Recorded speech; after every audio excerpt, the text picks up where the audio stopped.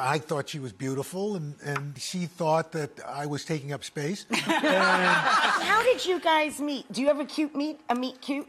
yeah, it's funny. Your producer backstage said, "You tell the meet cute story." I'd never heard. I thought it was like maybe a very good-looking steak. I didn't know what meet cute was. It's an old Hollywood Yeah, term. it's an old Hollywood expression. Well, do you have a cute story about how you met? Well, we were working together, and Deborah was at NBC, and I thought she was beautiful, and she thought that I was taking up space. And, so she was assigned to go to the Olympics and asked me because we were friends. Yeah.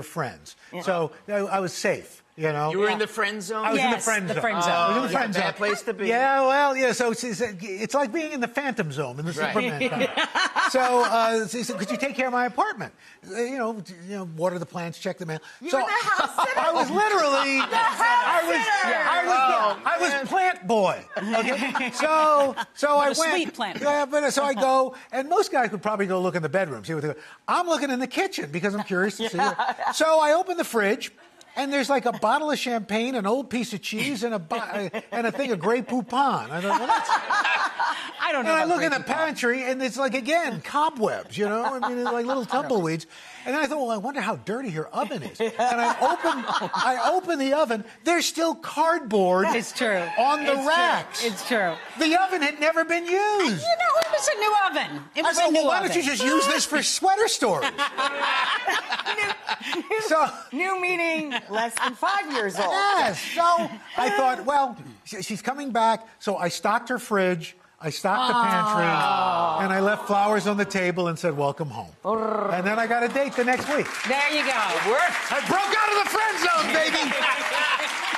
You got to ask the follow-up to that, honey. So let's hear about the first date, obviously. I have to tell you, I don't even really remember the that's not good. Wow. Because it Not feels good. like Thanks for coming, everybody. It feels like we've known each other forever. That's why. No, I don't think that cleans it up. No, we went out to a beautiful restaurant here in New York City. Yes. And it was a relatively new restaurant, and it felt very sparkly. It felt very elegant. It felt like, New York City. We're out on a date. And I thought, this is a really sweet guy, so give him a shot. Just at least give him a shot. And I did, and of course, 30 years later. he won me over. He won me over. Yes. Yes. How did you guys get engaged? How'd you pop the question? Well, I had already planned a year ahead to do it. A year? A year.